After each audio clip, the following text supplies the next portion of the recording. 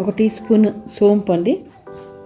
ఇదేంటంటే జలుబు దగ్గు ఏ వైరస్ అయినా సరే అండి, ఆ వైరస్లకి అన్నిటికీ పనిచేస్తుంది.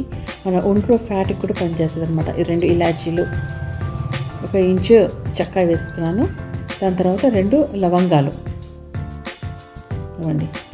2 లవంగాలు వేసుకున్నాను, ఎందుకంటే వద్దు ఘాటు ఎక్కువైపోతుంది.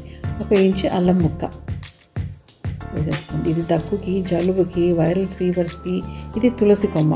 ఆ తులసి ఆకులు తీసుకున్నాను. ఫ్రెష్ తులసి ఇంట్లో ఉంటుంది కదా, అందరి ఇళ్ళల్లో ఉంటుంది కదండి. ఆ తులసి ఆకులు వేసేసుకోండి. అవి ఎన్ని వేసుకున్నా పర్లేదు, వాటికి ఏమి ఇన్నని ఏమి లేదు, వేసేసుకోండి.